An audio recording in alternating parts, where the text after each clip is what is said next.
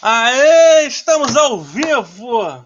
Chegando aqui no nosso 48º programa. Pra galera que não levava fé, estamos aqui vencendo na vida, dando um jeitinho aqui entre nossas viagens. As pessoas sabem como é louca a minha agenda. Estou aqui dentro de um quarto de hotel. Um hotel bem bacana, que eu gosto muito, aliás. Já tem um desconto no Booking, então tá tudo certo. Tá show de bola. Estamos aqui para começar o nosso programa de hoje.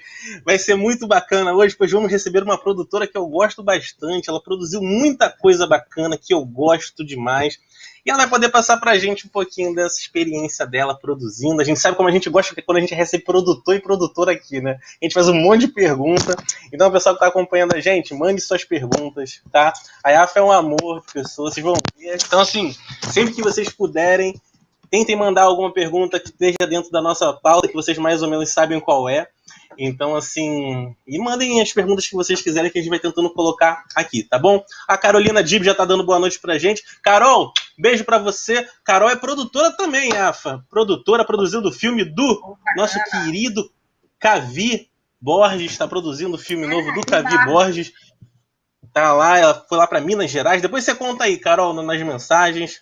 Olha só, bacana. O Cine Tosco tá aí também, blogueiro, crítico de cinema. Um abraço para você aí, Cine.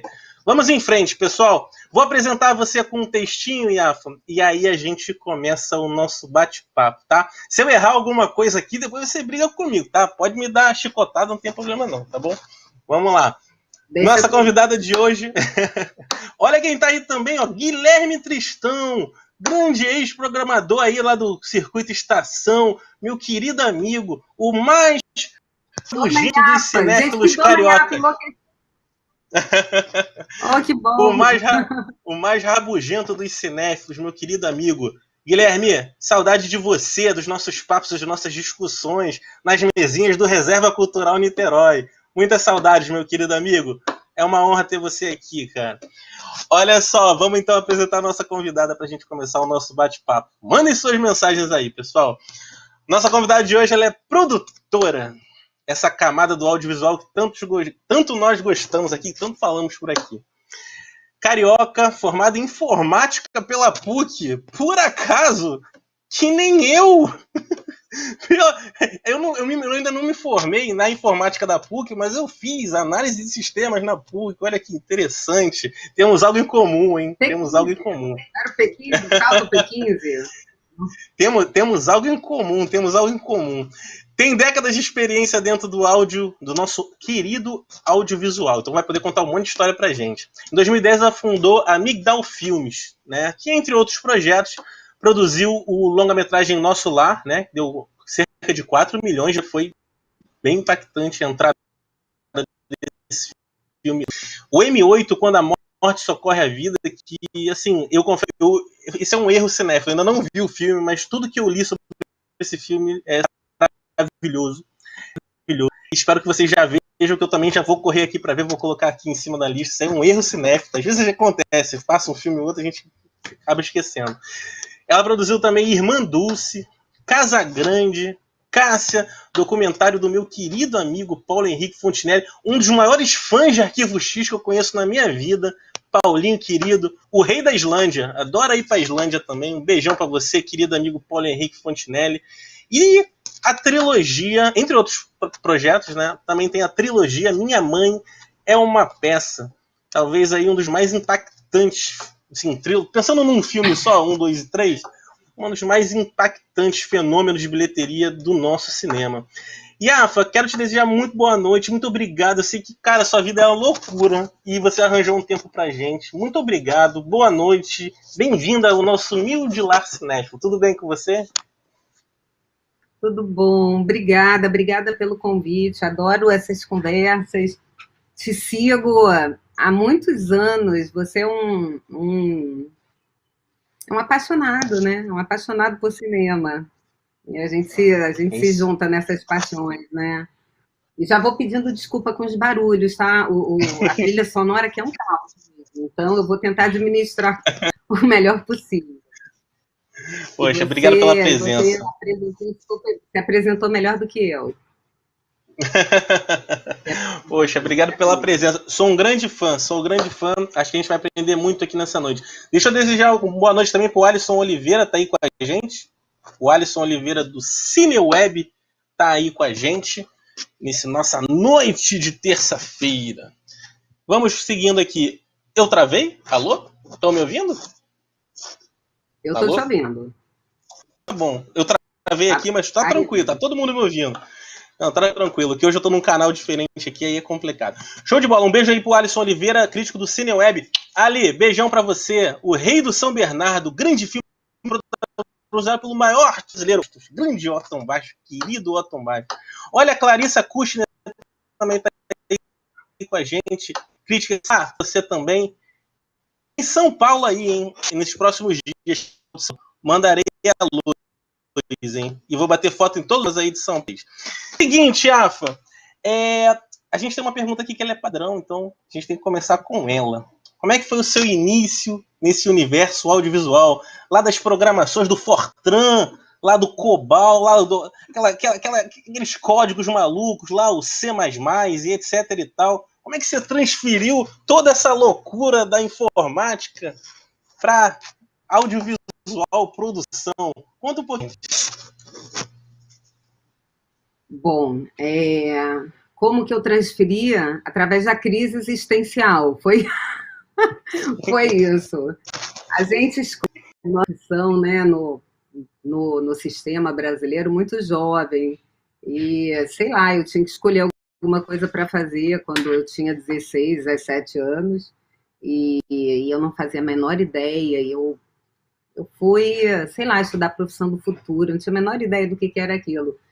E eu detestava. Eu estagiava num banco, que era o Banco Pactual, que hoje é o BTG Pactual, que era um sucesso, era uma coisa, um banco de investimento que na época estava explodindo, e eu chorava todo dia. E eu não entendia nada, de nada, e eu não sabia o que fazer.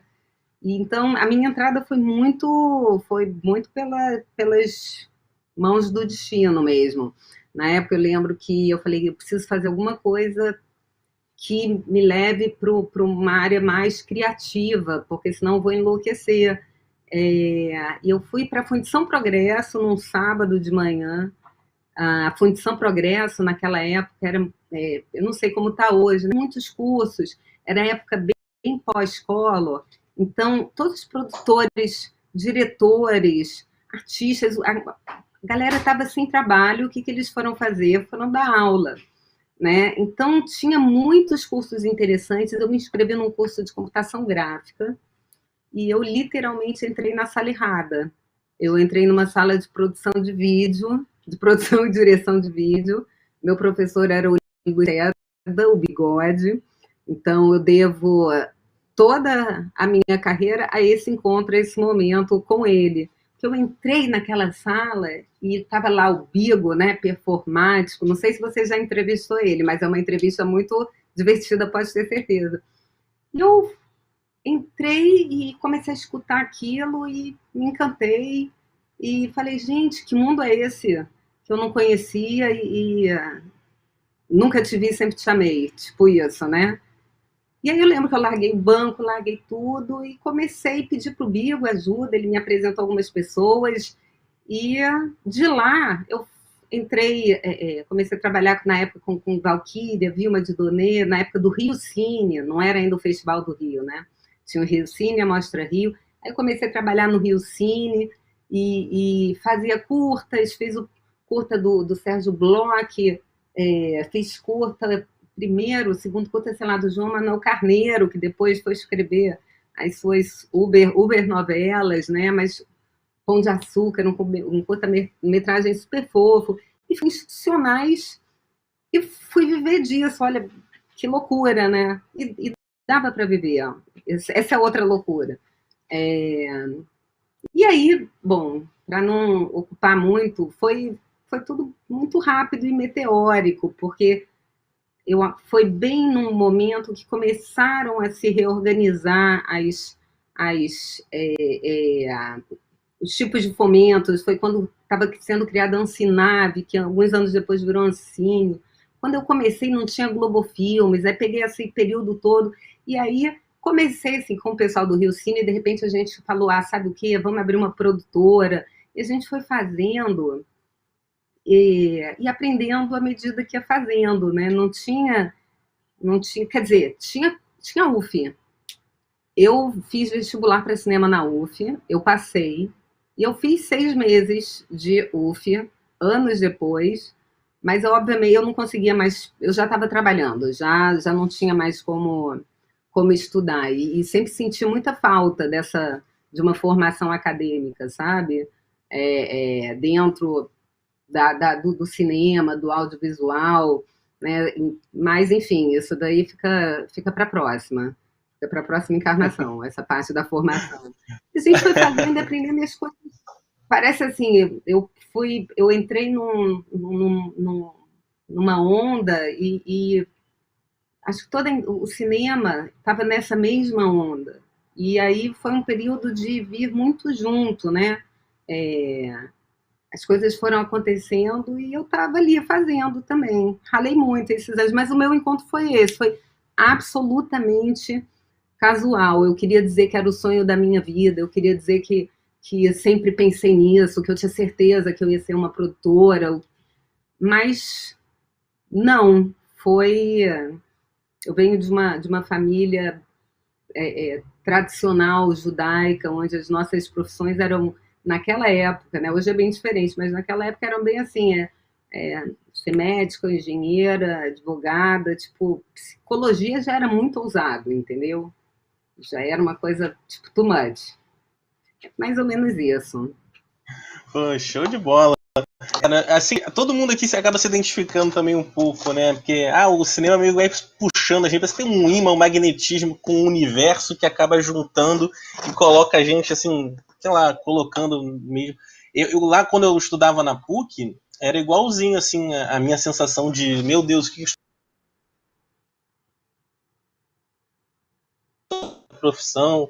E uma professora da PUC me salvou. Eu falo que eu virei o Superman, assim, eu tirei o terno, literalmente, e fui buscar, assim, foi numa aula de desenvolvimento social e local.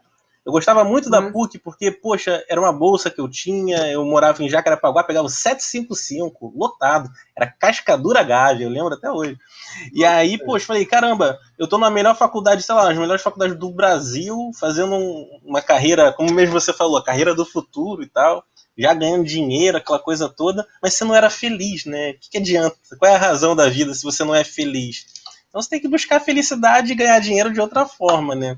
E aí eu comecei a escrever para a revista Pilotis, da revista Pilotis da PUC, grande revista Pilotis. A partir dali o negócio foi andando, e aí eu meio que... Na verdade eu não sei o que eu sou hoje, sabe, Afa? Mas de qualquer maneira eu sou um entusiasta do cinema, um cara que está sempre ativo, buscando fazer projetos e ajudando, ligando os pontos, né? Que nem os produtores, né? Os produtores ligam os pontos. A gente também busca ligar os pontos de outras formas. Mas bacana a sua história.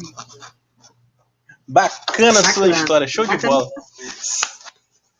Vamos lá. Vamos em frente, que nós temos que estar sempre unidos, né? A gente que ama cinema, que está sempre entusiasmado com esse universo, ainda mais nesse momento tão difícil, né? Todos estão passando e... Vamos vencer, tenho certeza. Seguinte, Afa, vamos falar de coisas boas aqui. Como é que foi produzir o estrondoso sucesso Minha Mãe é uma Peça? Eu queria saber de você, assim, no início, quando você teve o projeto em mãos, pensou, aí você vai contar como é que foi. Você imaginava que ia ser uma bomba apocalíptica, sei lá, num bom sentido, assim, dentro da bilheteria, salas lotadas, entupidas. Eu presenciei momentos, principalmente do número 3, impactantes, assim, que eu nunca vou esquecer. Ainda mais que eu trabalhava no Reserva Cultural Niterói, a terra do Paulo. Então, assim, eu vi, assim, meu Deus, olha, é um absurdo quase dizer isso, mas tinha quase tantas pessoas quanto em Vingadores, que teve tempos depois e tal. Então eu queria saber de você como é que foi participar dessa trilogia que vai ficar na história do cinema brasileiro para sempre. Até quando a gente morrer pra gente contar os nossos netos, vai estar para sempre. Conta pra gente um pouco. Com certeza. Então, o Paulo, vamos lá, vou ir um pouco antes do Minha Mãe. Eu produzi o Nosso Lar, que foi eu era sócia de uma produtora que era total amigos queridos, né? A Val, a Valquíria, Vilmo, de Doneia. Eu estava num momento de ir para um outro caminho, e que foi quando eu abri a Migdal e me descolei dos festivais, essa parte de fazer festival que dá um trabalho do caramba, que você sabe. Eu queria focar na produção, né? E o Nosso Lar foi o primeiro projeto, foi tipo o projeto que a Migdal meio que nasceu ali, né? E o Nosso Lar deu muito certo, foi um estresse violento, foi uma coisa de muita paixão, aliás. E eu, quando estava fazendo o Nosso Lar, eu lembro que na época do lançamento, eu lembro de muitos comentários, assim, não, Iafa vai fazer agora só... Iafa virou fanática religiosa, vai fazer essas coisas. Eu fiquei mega encucada com isso. Falei, gente, que loucura.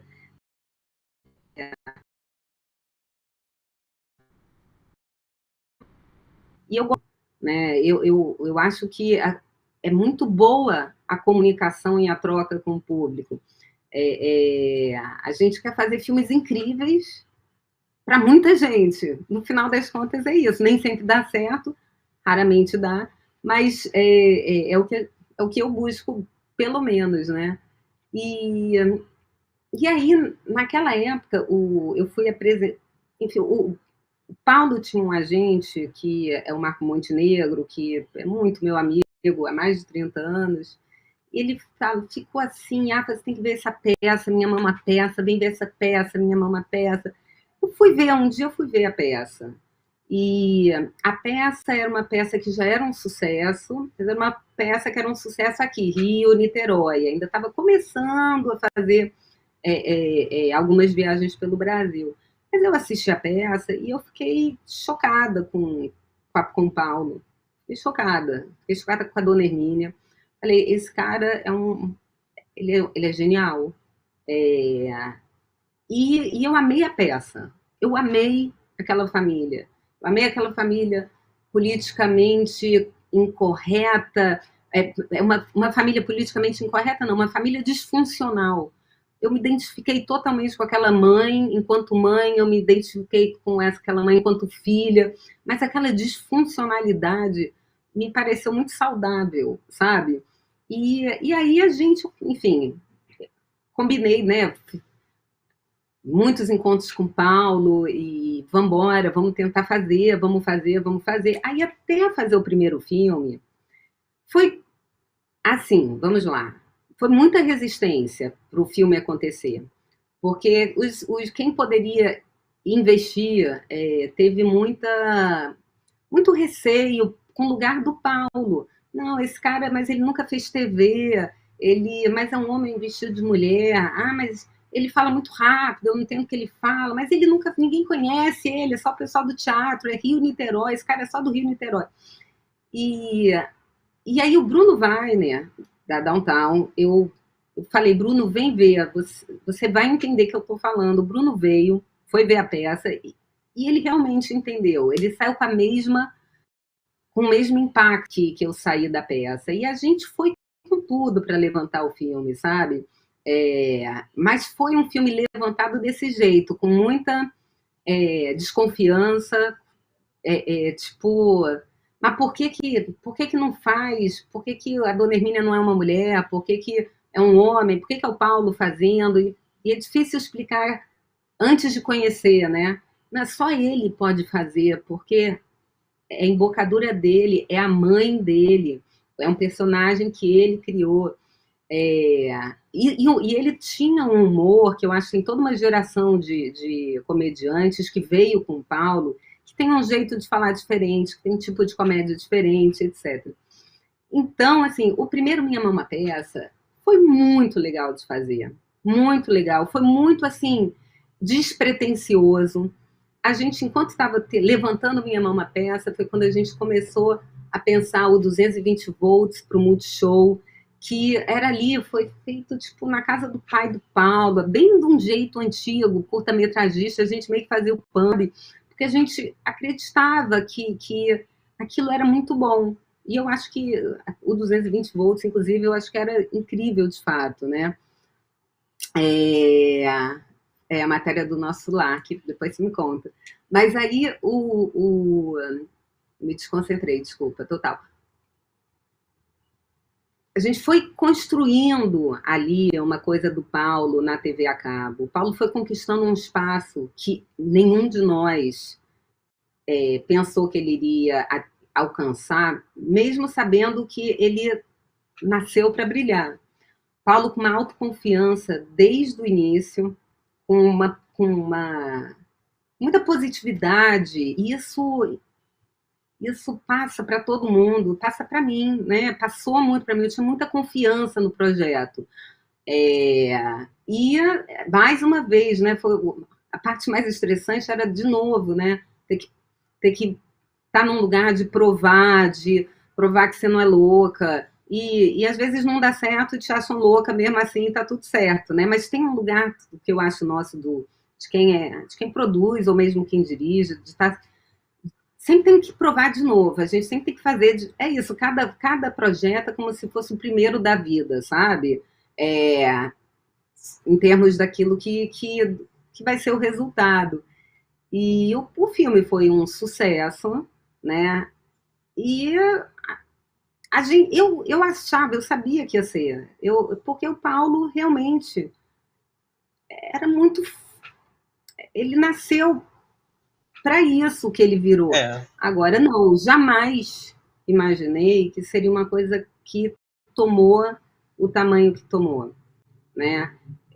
Quando a gente fez o Minha Mãe Uma Peça 2, o Paulo já estava num outro lugar, Minha Mãe já era uma marca bem consolidada, e eu achava que seria um milagre fazer o 2, se a gente conseguisse fazer sem todo mundo se matar, eu digo, né? Dentro dos processos de desenvolvimento, de levantar, disso, daquilo.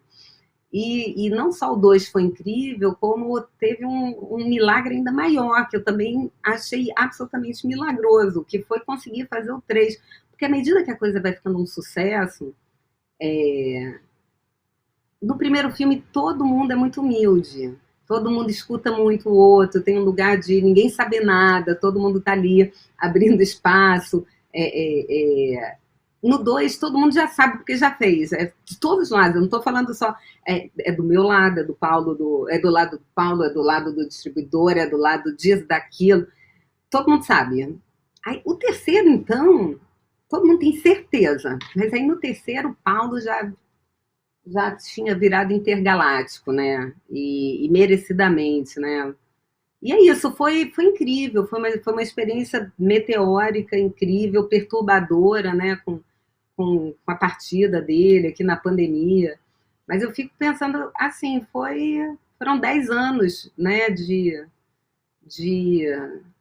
Minha Mãe, e eu acho que é isso. Daqui a 50 anos a gente vai estar falando sobre filmes e sei lá, os filhos, os netos, quem quer que seja, vão estar vendo o que a gente fez, e o Minha Mãe, com certeza, vai estar ali né, nos clássicos, os clássicos do nosso cinema. Então, tenho alegria, orgulho, tenho taquicardia,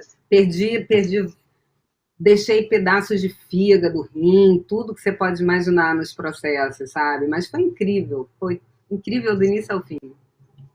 Pô, parabéns, aí realmente são filmes que eles se completam. O Paulo era realmente um ator único, né, voltado assim para sua comédia, né, para o seu público. É impressionante como ele dominava o espectador em segundos, impressionante. Você não tirava o olho, né, da tela de jeito nenhum.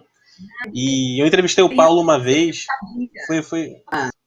muita energia, né, uma energia muito boa, né. Impressionante, né? Ligado do 220 mesmo. Acho que esse nome 220 volts é exatamente ele, né? Ligado no 220 volts. Sensacional. Vai deixar uma saudade imensa em todos nós. Enorme. Eu entrevistei aqui o André, o Iafa. Eu entrevistei o André Pelens aqui. que dirigiu o primeiro filme, e, poxa, ele também falou com muito carinho do Paulo. O André também é um cara que eu gosto pra caramba, que, poxa, um grande diretor, um grande cinéfilo, e, poxa, ele falou com muito carinho, né, do filme. Né? No primeiro filme ele estava ali descobrindo tudo.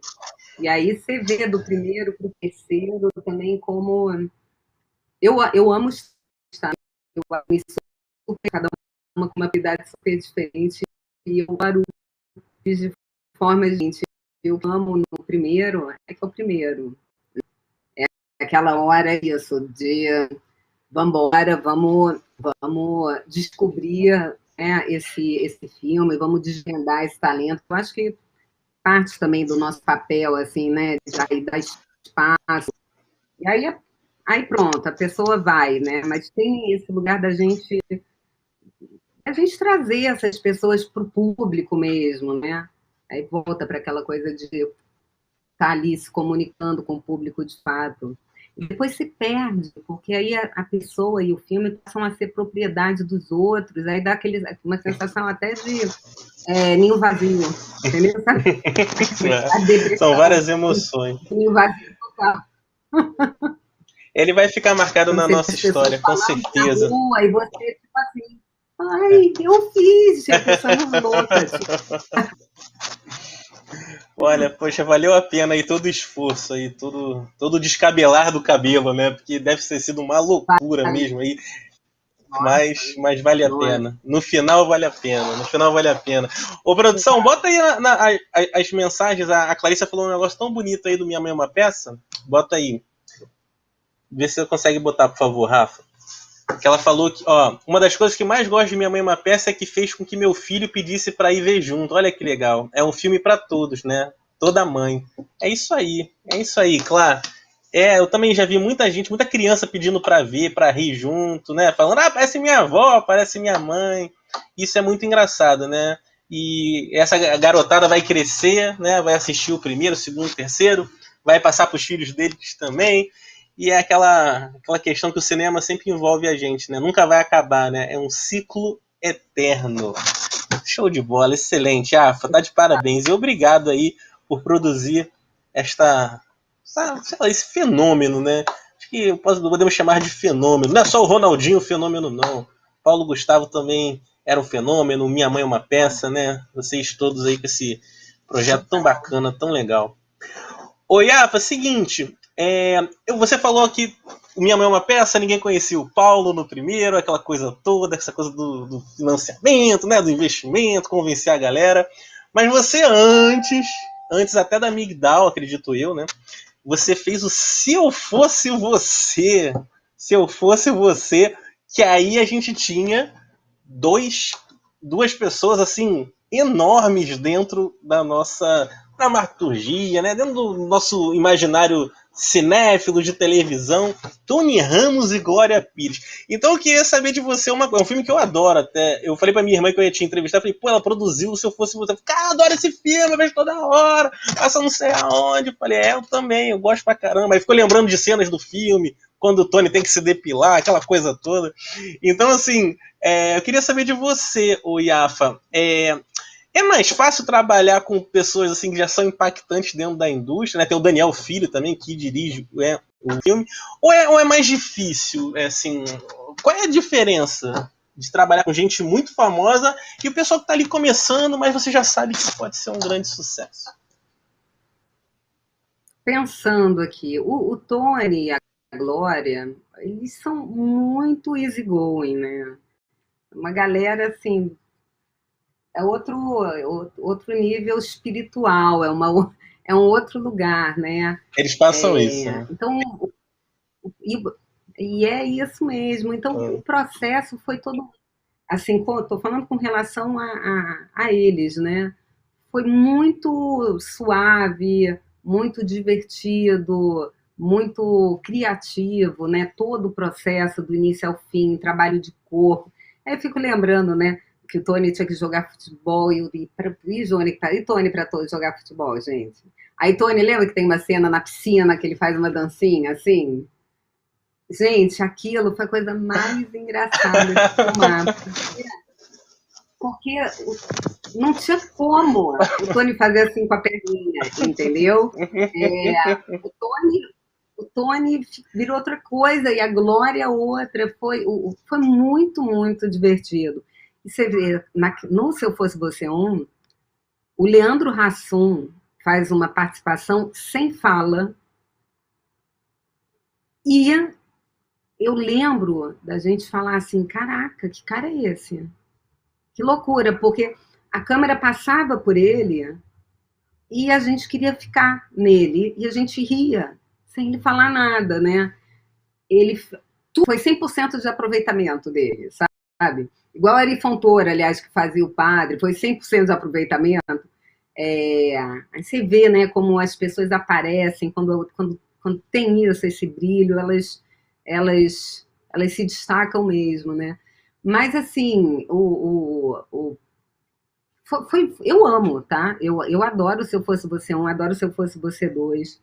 O processo foi todo também muito intenso. Quem ia dirigir o filme era o Jorge Fernando. O elenco era Cláudia Abreu e Márcio Garcia. Caramba, eu não sabia disso. Do meu filho mais novo, do meu filho mais velho, Nicolas. Eu lembro que eu entrei em trabalho de parto e aí eu estava ali tendo filho e a Cláudia não podia mais fazer, e aí a gente perdeu a agenda do Jorge, e o Daniel já era o produtor, já era o supervisor artístico naquela época da Globo Filmes. E aí o projeto, eu dando mamar, refazendo roteiro com o Daniel, isso muito antes de eu saber o que eram os writing rooms, sabe? O Daniel já veio, então a gente vai sentar aqui, vamos ficar não sei quantos dias aqui, traz o Nicolas, traz o que você precisar e vamos ficar. E foi muito legal, porque eu aprendi pacas. Eu aprendi pacas com o Daniel. Ali foi uma virada para mim, assim, total no meu entendimento do que é o trabalho de uma produtora, de um produtor, um trabalho desde a parte... O trabalho do produtor criativo junto com o diretor, ali eu entendi o quanto que tem que ser uma parceria, né? Realmente, né? Um casamento. E foi incrível mesmo. Aí o 2 o 2 é uma outra live para eu contar do 2. Porque é isso, quando a gente lida com pessoas que são muito geniais, a gente tem que saber que vai passar por muita intensidade. Né? E o mesmo aconteceu com o Daniel, no caso, né? Genial, gênio, amo, ficamos muito, muito amigos, muito intenso fazer um projeto assim, e que também tomou uma proporção assustadora, né? O Daniel, que era o diretor de TV, que ele era, naquela época era uma coisa meio ridícula, de diferenciar muito as coisas, o Daniel virou o cara do cinema nacional. E aquilo ficou muito grande, de novo, né? E lidar com essas coisas foi muito legal tudo, na verdade. Muito legal. Mudou muito as nossas vidas, assim. Você está falando de filmes que mudaram muito as nossas vidas. A minha, com certeza. No segundo filme, eu estava grávida do meu filho mais novo. E aconteceu a mesma coisa. Benjamin estava no set do Seu Fosse Você Dois. Eu lembro do Merten. Merten me olhava e falava assim... Tá grávida? A gente está esperando o 3, tá grávida? Parecia que eu estava sempre grávida e sempre dentro do set do Se Eu Fosse Você, entendeu? Durante anos. Foi a impressão que a gente tinha. Mas é bacana isso, né? Tipo, como você falou do aprender, né? Eu acho que a gente nesse meio audiovisual, né, Yafa, a gente tem que se jogar e aprender mesmo. Vai cair algumas coisas no nosso colo que a gente vai tentando se virar ali, que sabe até a gente gosta, né? E desenvolve, né, habilidades para aquilo. Isso daí é importante, é bacana. Eu acho que essa ponte, essa questão da produtora, né? Os produtores, eles são muito importantes. Passa muita coisa na mão de vocês, né? São muitos subtópicos, né? Muita gente, né? De áreas diferentes, né? E vocês precisam administrar tudo isso, né? Olha, vocês realmente realmente uma função assim primordial dentro dessa cadeia não só, né, do cinema, da TV, das séries, etc e tal. Porque tem que ter sempre alguém ali comandando a festa e sabendo ligar os pontos, né? O famoso ligar os pontos, para as coisas poderem acontecer e colocar. Mas show de bola, adorei suas respostas. Excelente, excelente. E seguinte, Yafa, eu queria te perguntar um pouco sobre isso. A Migdal, ela produz filmes, ela também produz séries, né? Então eu queria saber, tem muita diferença? O processo é o mesmo? O que você pode falar pra gente, assim, essa questão do universo dos filmes, o universo das séries? Então, vamos lá. A gente estava fazendo série desde o início, na verdade. A gente fazendo As Canalhas, que é um projeto, enfim, é um seriado que eu amo, né, para o GNT. Mas numa época que a TV a cabo estava também num outro lugar, os produtores também num outro lugar, iniciando uma legislação que ajudava os produtores a terem uma posição mais favorável para produzir conteúdo para a TV a cabo, né? Você vê agora, passados alguns anos, tudo tipo de pernas para o ar, né? Literalmente. Então, assim, a gente desde sempre estava fazendo canalhas, depois o música.doc para MTV, depois para VH1. O 220 volts foram 5 temporadas, né? Foi bastante, foi muita coisa. E eu acho assim, a gente gosta, eu gosto muito de cinema e eu sou muito telemaníaca. Eu fui criada com minha mãe me arrancando de frente de uma TV, sabe? Tem o guia do cinéfilo, em algum momento você tem que fazer um arroba guia do telemaníaco, sabe? Porque eu era os dois, na verdade. Então, a coisa da televisão que leva para a coisa das séries, né? Tá muito no DNA mesmo. Então, são coisas diferentes? São coisas diferentes, são a cabeça muda num projeto. Não, eu não digo processo de produção, não. Chega uma hora que quando você vai para o set, é o set. É cinema, é TV, o que quer que seja, você está no set, você tem um planejamento para cumprir, etc. e tal.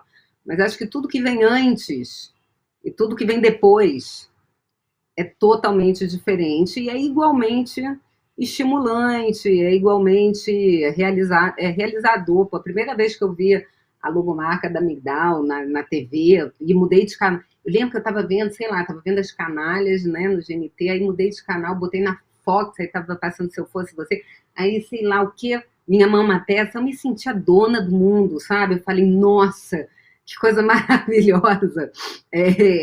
Pronto, foi um período rápido, passou rápido, foi só uma rápida coincidência ali daquele dia. Mas, assim, é uma satisfação enorme, assim. Eu gosto muito de série, cara. A gente, se Deus quiser bater aqui, a gente tem muita coisa para fazer para os streamings agora, né? Dentro dessa nova realidade, né? Show de bola, show de bola. Estamos Nova esperando não, aí novos projetos. velha, né? Nova não. Nova já velha, né? Daqui a pouco já vem outra coisa, né? É a doideira, é muito dinâmico, né? Esse mundo tecnológico que a gente entende um pouco, né? A gente entende um pouco desse mundo tecnológico. Ele realmente é muito, muito, muito dinâmico. É a doideira. Mas seguinte agora, o Iafa, a gente vai passar para a parte que a galera mais gosta aqui no programa, que é o Pegadinha em Cinéfilas, perguntinhas polêmicas e cinéfilas. Você está preparada, Iafa? Bora. Vamos lá. E, olha, aqui assim, se tivesse uma pontuação, vou dizer aqui que Jean Thomas Bernardini estaria com 9,7 de pontuação nessas perguntas. E deixa eu ver quem mais. Hilda Santiago também saiu muito bem nessas perguntas. Quem mais saiu bem nessas perguntas? A Hilda é muito Petro... sapa. Não, ela é ótima. Petros Cariri foi ótimo aqui. Marcos Bernstein. Marcos Bernstein deu um show nessas perguntas. Grande Marquinho Bernstein, meu querido amigo. Mas olha só, vamos lá, vai ser muito divertido. O André Sturm também. O André também mandou super bem nessas perguntas. Mas vamos ao seguinte, Jafa. São algumas perguntinhas que a gente sempre faz aqui. Elas meio que são padrão dentro do nosso programa, porque a gente sabe que são respostas diferentes. E por meio dessas perguntinhas a gente consegue explorar um pouco esse universo audiovisual tão bacana que a gente gosta e a gente curte. Mas sempre com bom humor. Mas vamos em frente, olha só. Primeira perguntinha para Iafa. Iafa, muitos diretores ou diretoras de cinema, aqui no Brasil e também em alguns lugares do mundo, não assistem a filmes. Simplesmente não assistem a filmes. Eles têm a maneira deles de criar a sua obra, né? De fazer uma direção e tudo mais. Eu queria saber de você, a opinião da Yafa, cinéfila, sabe? A pessoa que consome televisão, filmes. Um diretor ou diretora de cinema, ele precisa ser cinéfilo? Ele precisa assistir a filmes? Ou é possível criar uma linda obra, comover corações pelo mundo todo, sem assistir a filmes? O que você acha? Eu acho fundamental que se assista, né? Eu não vou dizer que que só um filme só pode ser bem dirigido ou uma dramaturgia bem criada se o diretor, a diretora terem uma ampla cultura cinematográfica, mas uma ampla cultura cinematográfica traz uma riqueza para o diálogo, para a equipe, para as referências, para a imersão do próprio projeto, né? Para debates. Meio que não tem jeito, eu acho que é que nem você ser médico sem ter assistido, ser um cirurgião sem ter visto cirurgias, sabe? Eu acho que o diretor, né, ele entra com segurança, e passa. Gente, tem que ter cultura. Não, não, não há vida sem cultura, é isso. Cultura cinematográfica é fundamental, com certeza. Concordo plenamente, concordo plenamente. E ainda adiciono uma questão que é importante também, prestigiar o colega, né? É tão legal, né? Poxa, tantos diretores brasileiros, a gente poder ir nas premieres, né? Na pré-estreia, e prestigiar a nossa, onde estamos, né? Na nossa cadeia audiovisual. Isso é importantíssimo, né? Consumirmos o cinema que é feito no nosso país, seja ele um blockbuster de milhões, um filme mais independente. Uma das coisas que eu gosto muito nas suas produções é que você tem filmes com orçamentos gigantes e tem filmes menores, tem documentários, tem... Isso é muito bacana. O Casa Grande, que eu exibi lá no Joia também. Então, assim, tem coisas... você pega coisas grandes e coisas pequenas, sempre tá dando chance, tentando descobrir talento. Isso é ótimo. Quem dera que todo mundo fizesse isso, Yafa. Quem dera que todo mundo fizesse isso, Yafa. Vamos para a segunda pergunta aqui. Seguinte, Yafa. Olha só. Cinderela Baiana, Yafa, é um dos marcos do nosso cinema. Um filme aclamado por sua ruindade, sua falta de técnica, beirando ao bizarro em alguns momentos. Eu queria saber de você, como espectadora de novo. Para você, existe filme ruim? Ou cada filme chega de uma forma diferente para cada pessoa? Vamos lá. Normalmente o filme que é ruim, ele alguns anos depois ele vira cult. Veja verdade. Bem. Cinderela Baiana. Tipo assim, é uma coisa super engraçada de assistir e lá. É meio surreal. Mas você fica passando, você não consegue parar de ver. Né? É verdade. É viciante. E eu acho que tem alguns filmes que entram nessa categoria, né? De sei lá, é ruim falar do colega, né? Porque a gente sabe o que está por trás de fazer um filme, sendo bom ou ruim. Mas alguns filmes vão para um lugar de bizarrice. E a bizarrice é cult. Então, o que acontece? Anos depois, né? Demora para ter esse reconhecimento. Mas sim, existe filme ruim, existe filme bom. Ainda que seja uma coisa subjetiva, tem alguns que são unânimes, são unanimidades, né? Eu conversei aqui com a Hilda e eu falei pra Hilda, se você botar o Cinderela Baiana no Odeon, naquelas sessões de meia-noite do Festival do Rio, e se você trouxer a Carla Pérez, vai saindo em todos os jornais do mundo, porque a praça ali do Odeon vai ficar lotado, não vai caber todo mundo dentro do Odeon, porque ia ser um fenômeno, porque as pessoas iam querer assistir essa sessão assim, que seria emblemática no Rio de Janeiro. Já soltei a ideia para ela, quem sabe aí nesse pós-pandemia aí é coisa... Porque Cinderela Baiana é um filme difícil de encontrar. Ele tem no YouTube, mas ele não tem DVD, ele só tem um vídeo, um VHS. Então, assim, seria uma coisa assim fenomenal. Imagina a Carla Pérez aparecendo no telão, no streaming, no Odeon, ia ser uma coisa linda. Meu Deus do céu, nossa, vou ficar falando dessa sessão durante anos. Viu? 2 ideias. Eu falo pro pessoal, depois o pessoal não anota as ideias, aí, ó, viu? Mas é isso, vamos ver o que acontece aí pra frente. Olha só, Iago, é o seguinte. É uma boa ideia mesmo. Olha só. Eu iria assistir. Eu iria, também. Olha essa outra perguntinha.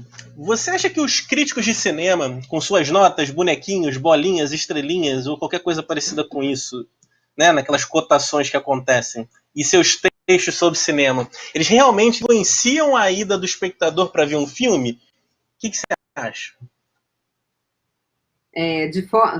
De formas diferentes, né? Acho que a gente fala dos críticos também de um jeito geracional, né? Na época que o jornal impresso era o veículo acessível, de maior comunicação para o público, com certeza tinha uma interferência num segmento também do público, da sociedade. Acho que tinha para um tipo de filme, os filmes, por exemplo, filmes de arte, eram muito importantes que tivessem boas críticas. O blockbuster, acho que o público nem ia muito se preocupar com isso. Mas tinha um impacto, como tem ainda hoje, muito grande no emocional de quem faz. Sabe? Isso, por mais que a gente chegue e fale assim, tô nem aí para crítico, esse é um clássico de realizador. Né? A gente lê tudo, a gente fica chateado, a gente desabar. É muito importante o feedback, né, de uma obra para quem realizou, né? Diretores, produtores, atores, coristas e tal. Agora, num determinado momento, acho que a gente passou por um limbo que realmente a crítica ficou num limbo de não ter muita importância em qualquer que não fosse só a gente. Mas eu acho que agora, e vendo muito aqui dentro da minha casa, como que é o processo de quererem assistir filme. Eles entram nas principais referências deles, eles leem as críticas, só que são outras críticas, né? Vai no Adoro Cinema, vai no... Como que é o vermelho, tomate vermelho? Red Tomatoes, eu não sei falar sobre os tomates vermelhos. Eles... Eu também.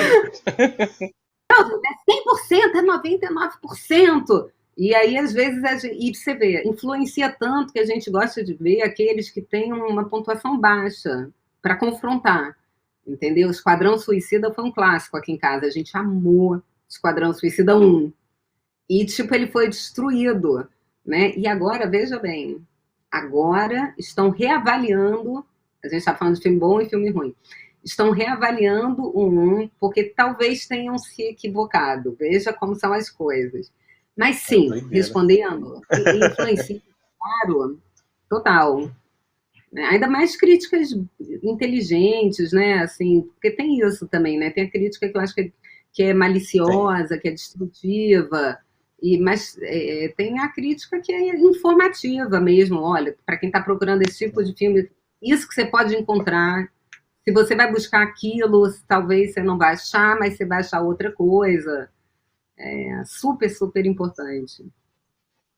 Show de bola. Aqui a gente também recebe alguns críticos de cinema, né? É uma das cadeias do audiovisual que a gente também recebe. Aqui já teve o Marcelo Janot, maravilhoso, meu querido amigo.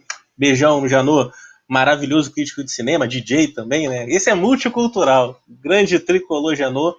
A gente teve aqui o Daniel Schenker também, que é outro bonequinho do Globo. A gente vai ter outros bonequinhos aqui em breve também. Outros críticos, tivemos o Marcelo Miller, Robledo Milani, do Papo de Cinema também, que são fantásticos, fazem um trabalho tão bacana. E a gente vai ter aqui o Bruno Carmelo também no mês de setembro, que era do Adoro Cinema, agora é o... Adoro, a gente teve aqui... A gente teve aqui também o Francisco Russo, o criador do Adoro Cinema, né? Uma das mentes por trás da criação do Adoro Cinema. Ele está morando em Portugal, também esteve aqui com a gente, meu querido amigo, grande Chico, saudade dele, Francisco Carbone. Tivemos vários críticos de cinema, teremos mais aqui em breve também, para a gente conversar, porque também é muito bacana. O que eu acho interessante do crítico é que atualmente o crítico é uma persona, é uma pessoa que fala, que vai fazer virou uma personalidade que é vista, não é mais não tá ali naquele estereótipo do intelectual recalcado, que é como a gente Verdade, gostava verdade. também de chamar. Foi para um outro lugar, né? E eu acho engraçado porque tem críticos que eu não conheço, que eu nunca vi na vida, mas eu já odiei ele, já fiquei de mal, já fiquei sem dormir, tipo, tendo vários diálogos. Falei, nunca mais eu vou falar com ele, nunca falei, mas eu falei, nunca mais, se ele vier falar comigo, eu não falo. E tem aqueles que a gente passou a vida idolatrando, né? Tipo, nossa, sempre, né? O Merten é isso, a gente estava sempre esperando a crítica do Merten, né? É sempre surpreendente, tipo, pro bem ou pro mal. Muitas brigas e pazes, e brigamos e fazemos as pazes, são grandes amizades ao longo dos anos, no final das contas. Né? Mas eu lembro as críticas ruins. Eu lembro. Você lembra? Você me magoou. Tem amigos mais íntimos, você me magoou. Você sabe o quanto que eu me ferrei, você sabe o quanto que eu dediquei. Magoou. Veio. Ai. Tem a galera que é complexa, né? Eu também, às vezes, eu fico pensando assim, quando trabalhava com exibição, eu trabalhava com filmes de arte, né? Mas, então, as críticas, principalmente do jornal O Globo, eram muito impactantes, assim, diziam muito do que seriam mais ou menos as semanas. Óbvio que depois a gente também foi criando algumas ferramentas para tentar driblar isso, porque não existe só a crítica do Globo, né? Tem outros críticos ao redor do Brasil também que viram aquele mesmo filme e tinham muitas vezes opiniões diferentes, né? Então a gente tentava driblar um pouco, mas a questão do bonequinho, né, da posição, né, aquela coisa do... Aquilo ali atrapalhava muito, porque a pessoa às vezes nem lia, né? Ela ia direto no que estava ali, aquela posição do boneco, né? E infelizmente a gente Eu me sofreu com alguns libertei do filmes. boneco. Não, eu vou te dizer que eu exorcizei o boneco no nosso lar, quando a gente fez o boneco desencarnando. Né, entendeu? Ele tava dormindo, e aí e tinha o corpo dele esse dedo. Depois eu te mando. Maravilhoso. Ali, pronto, foi. Acabou o bonequinho. É sensacional. Ai, meu Deus do céu. Yafa, que figura. Show de bola. Excelente. Olha só, Yafa. No Brasil, Yafa, tem uma lei, que é a lei do curta, que é uma lei que o pessoal não olha para ela, tá adianta. Ela existe. Os exibidores sabem que ela existe. E ninguém olha para ela. E eu queria saber de você uma coisa. Você falou que produziu já curtas-metragens. Então eu queria saber de você como cinéfila de novo, Yafa. Você, quando você fosse num cinema, você visse que estava passando um curta-metragem brasileiro antes de um longa-metragem estrangeiro, você compraria ingresso ou você não compraria ingresso, Yafa? Se tivesse passando um curta antes, claro que eu Isso. compraria. Eu tenho na minha memória infantil, né, animações que eu lembro de ficar muito encantada com alguns curtas. Eu gostava, eu lembro também de ficar irritada quando viam uns curtas que pareciam grandes comerciais de alguma coisa, né? Porque é aquele lugar que o exibidor, sei lá, que quer cumprir, e eu não sei o que passava na cabeça das pessoas na época, mas eu gostava muito, eu adoraria que tivesse de novo. Acho super, super rico, é o espaço para a gente ver coisa nova mesmo. Eu tenho boas memórias disso. Pô, que bacana. Eu também, assim, eu vi muita coisa também no cinema, principalmente festivais, né? Nos festivais de cinema, sempre tem curta antes, né? Eu acho tão bacana. Quando eu era programador, eu tentei fazer com vários curtas e tentando sempre conversar com o que tinha no longa-metragem seguinte, né? E eu acredito conversando com o público, explicando, né? Olha, aqui é uma modalidade diferente de cinema, né? Você vai ter 2 filmes e tal. E tentando encaixar, né, meio que ali na habilidade programática, a gente consegue que o público assista e tal. E cai por terra muitos pensamentos que tem por aí de o público vai querer, o público não vai querer. Tem que perguntar pro público, poxa. O público vai saber. Eu recebi já aqui vários programadores de cinema bem importantes aqui no Brasil, né? O próprio André, né, que é do Petra Belas Artes, da Pandora Filmes, o Humberto Neiva, do Circuito Itaú, lá do Ademar, né, também teve aqui, o Jean Tomar. A gente conversou um pouco sobre esses assuntos, cada um deu sua resposta. Eu respeito, mas a gente contra-argumenta também um pouquinho, né? Só para a gente Eu poder tô falando sempre como discutir sobre espectadora. isso. É Não tô claro, nem falando como exatamente. espectador. Isso, Me isso. aprofundando nisso, Aqui não. eu boto todo mundo como espectador mesmo, memória. Yafa. É como espectador mesmo. Aqui eu coloco todo mundo para responder como espectador mesmo, porque eu acho que é importante, né? A gente gosta tanto de cinema, poder falar sobre isso. A gente está quase chegando no final aqui, Yafa. Tá excelente o papo. Estou amando. Olha só, vamos aqui para nossa última pergunta deste quadro, e depois a gente vai fazer o Boomerang Cinéfilo, que é tipo de frente com o Gabi, que eu falo uma frase, você fala uma palavra, e aí a gente termina.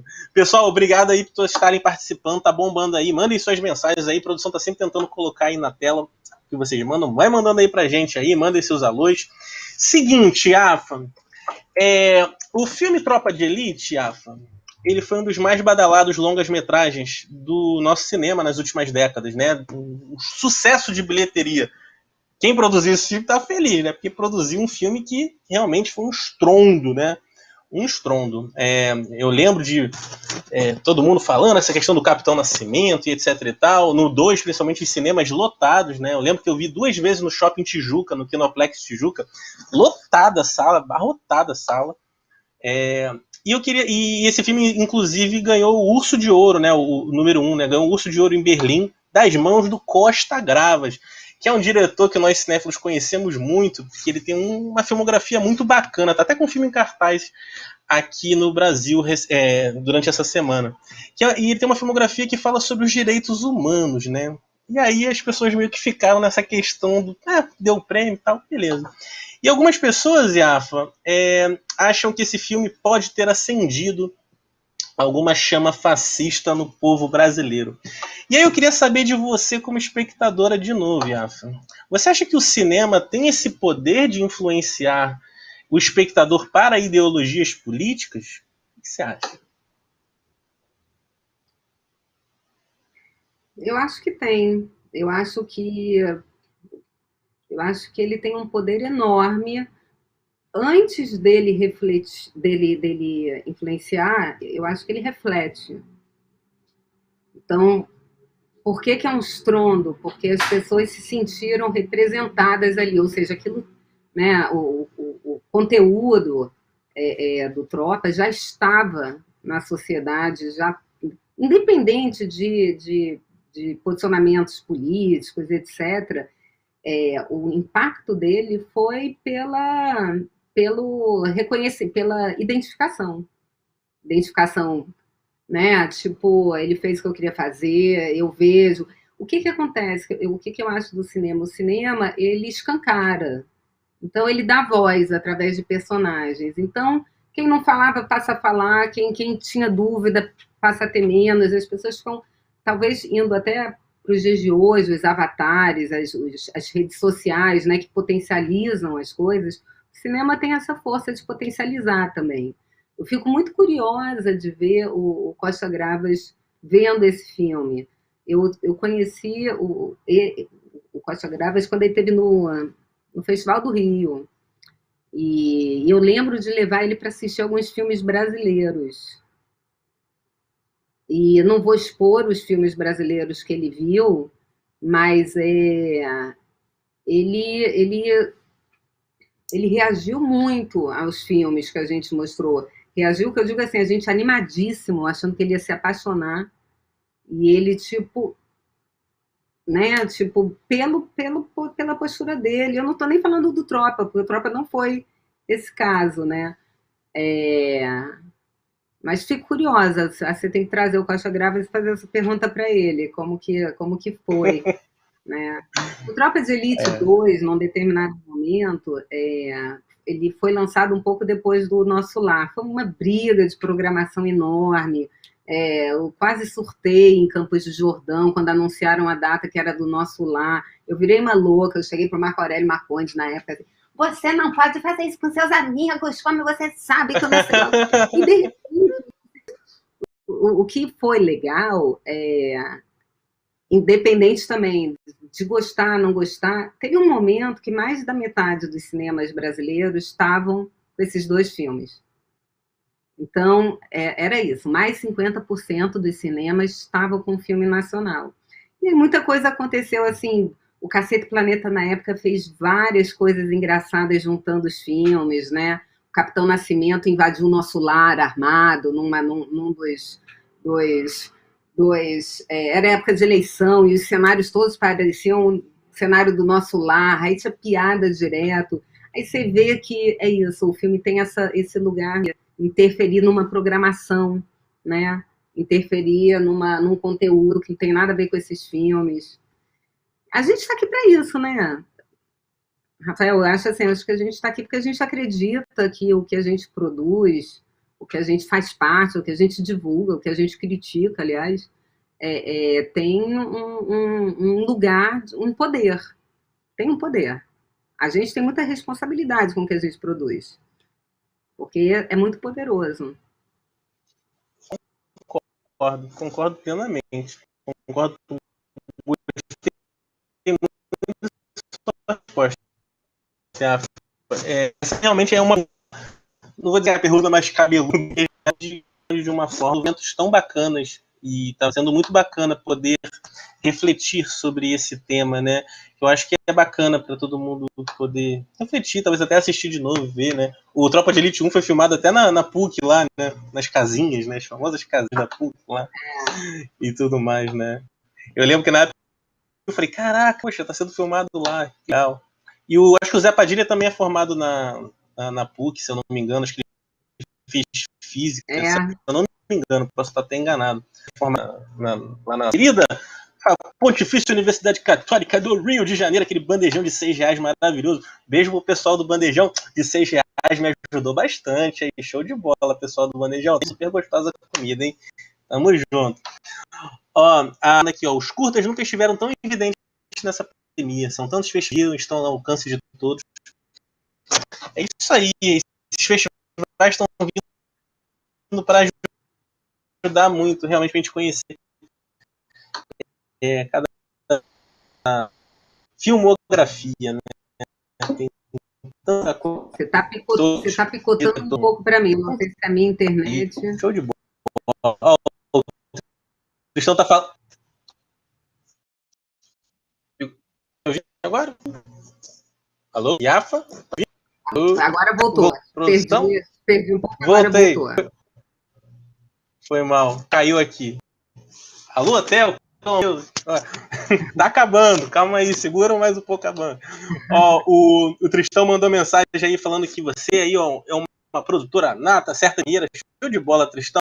Que bom que você tá com a gente até agora. Um beijo pra você, querido Guilherme Tristão. Agora aí, Rafael, o final do nosso programa, o Boomerang Cego. E a gente vai fazer aqui. O hotel não quer que você faça a última pergunta. Tá me ouvindo? Agora voltou.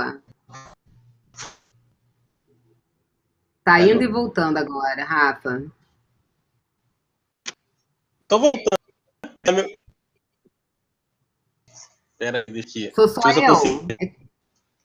Alô? Tua voz volta e vai embora. Tá me ouvindo? Agora voltou. Não, eu tô andando aqui sim. Pera aí. Agora eu acho que eu voltei.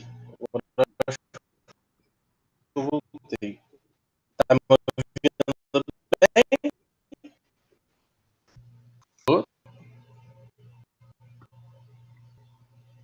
Indo e voltando. Qualquer coisa. Deixa eu desligar o meu vídeo. Vou desligar meu vídeo. Tá bom. Não, aqui, ó. Eu vou desligar o vídeo, porque eu acho que fica melhor. Tá me ouvindo bem agora, Iafa? Super bem. Show, Que aí eu seguro o vídeo aqui, então. Produção, vamos fazer sem o meu vídeo, tá? Mas eu tô aqui, prometo. Pra gente encerrar o programa. Iafa, seguinte, agora é o Boomer Néfilo. Eu vou fazer algumas perguntinhas pequenas. Aí você responde com uma pequena frase, um pensamento. E a gente encerra essa noite maravilhosa. Foi super bacana. Já agradeço desde já a sua presença aqui. Nosso humilde lar cinéfilo. Seguinte, Iafa. O que mais incomoda uma produtora de cinema? O que mais incomoda? Vamos lá. O que mais incomoda numa produtora é ter que lidar com egos e vaidades. Dela própria, mas principalmente dos outros. Eu deduzi que seria isso?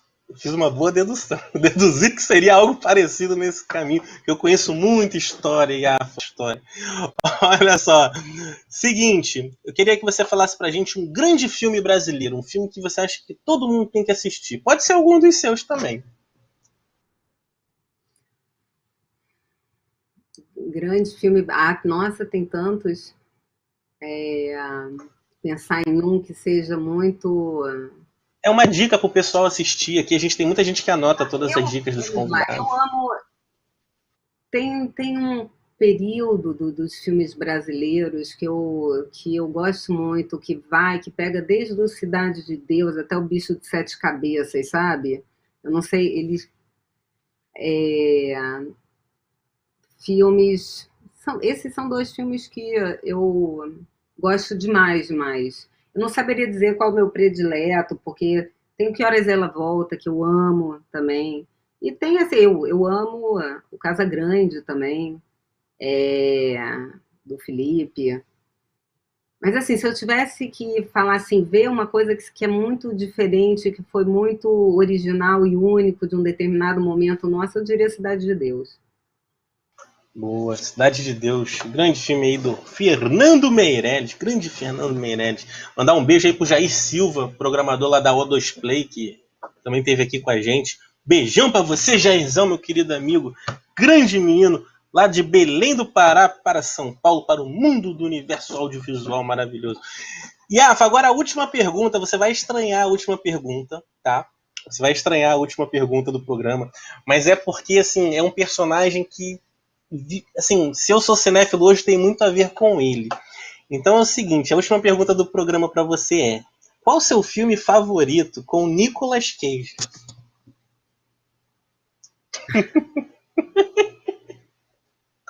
Cara, não sei nem por onde começar também. Vê se você lembra aí, ó. Vê se você lembra aí. Essa é de surpresa mesmo. Essa é de surpresa. Eu não lembro o nome do filme, mas Conta a história. Conta a você vai história que a saber. gente vai tentando ajudar. Eu tenho um filme com ele que ele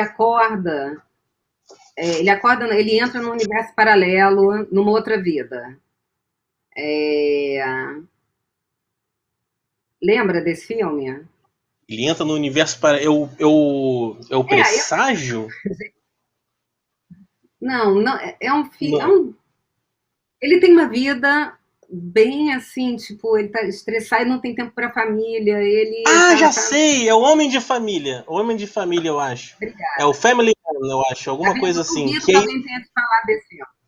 Não, esse filme É, passou na Globo durante muitos anos, esse filme. Aí ele volta no tempo, ele volta tentando reconquistar a mulher que se apaixonou, é isso? ele acorda sendo. É que eu gosto muito desses filmes que tem uma coisa mágica. Bem se eu fosse você, aliás, né? Sim, sim, sim, sim. Eu gosto muito. E ele é ele, mas a vida dele é outra. Num determinado momento, eu não lembro qual é o mecanismo exato, mas e ele está consciente que a vida dele é outra. E a mulher tem uma outra postura, os filhos, e a vida dele é outra coisa, como se tendo. É É isso, muito uma legal esse segunda. filme. É muito. Ele tem uma Eu segunda não vou chance, ele tem uma segunda chance. Exatamente, ele tem uma segunda chance. Eu acho que é o Homem de Família, é isso mesmo, The Family Man, eu acho que é isso. É um filme que passou muito eu tempo na gosto Globo. desse filme. Eu faço essa pergunta porque o Nicolas Cage, assim, eu adorava o Nicolas Cage, é meu herói, assim, de criança. E depois ele começou a fazer tanto filme ruim que aí eu me desesperei com o Nicolas Cage, pego no pé dele. Mas agora vamos ver se ele volta a Qual é poder. o filme dos irmãos Coen que ele fez? Tô O louca? Arizona Nunca Mais. Arizona Obrigada. Nunca Mais. Pronto. Arizona não. Então, gente, ali eu era apaixonada por ele, né? Muito bom Apaixonada. aquele filme. Nicolas Muito bom Cage. aquele filme. E ele foi virando o futuro cult. Ele é isso, será o cult. De alguns anos Com, pra frente, né? Virou o rei dos memes.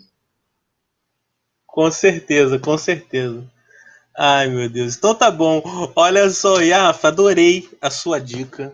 Adorei a sua dica. Adorei as suas respostas. Adorei sua presença. Eu vou tentar abrir o vídeo rapidinho aqui para ver se eu volto. Ah, voltei rapidinho.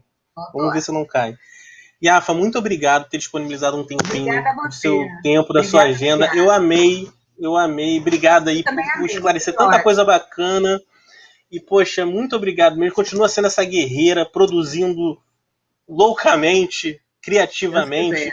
E uma coisa que é bacana, como eu falei, a Migdal, ela produz coisas pequenas, coisas médias, coisas grandes, mas sempre com o mesmo carinho em cada projeto. A gente percebe isso. Então continue nessa pegada, descubra novos talentos, Yafa. A gente precisa de novos talentos, homens, mulheres, jovens, e até também velhinhos que queiram se descobrir, que nem o Christopher Waltz foi descoberto no teatro pelo Tarantino, com mais de 50 anos. Então, assim, descubra, nosso audiovisual vai precisar de cada vez mais talento, criatividade, e pessoas que amam muito essa arte tão gostosa que é o cinema. Rolou até um milagre, assim, nenhum cachorro latiu, teve uma aqui que dormiu. Viu? Aqui. Todo mundo prestou atenção, olha que legal. Poxa, show de bom. Yafa, obrigado por tudo. Obrigada a você. Beijo para você. Beijo enorme, fica com Deus. Pessoal que acompanhou a gente, um beijo para todos vocês. Semana que vem a gente vai ter aqui o Adailton Medeiros do Ponto Cine, na segunda. Manda um beijo na terça a gente vai... Vou mandar. Ele é sensacional. Na terça-feira a gente vai ter a Maria Velasquez, da Paramount Pictures do Brasil. Vai ser muito bacana. A Maria sabe muito de cinema. E é um monte de gente que você conhece, pode ter certeza que aqui é a galera audiovisual bacana. E a gente vai ter muitos outros convidados maravilhosos no nosso setembro. Fiquem com Deus, pessoal. Vejam muitos filmes, muitas séries. Obrigado a todo mundo que participou aí. Clarissa, Trion, Alisson, Alan. Não sei se o Alan estava aí hoje, mas a Carol Dib estava aí também. Um beijo para todo mundo. Fiquem com Deus. Yafa, fica com Deus. Vamos em frente. Viva o cinema, pessoal. Beijo. Beijo. Tchau, tchau. Boa noite. Tchau.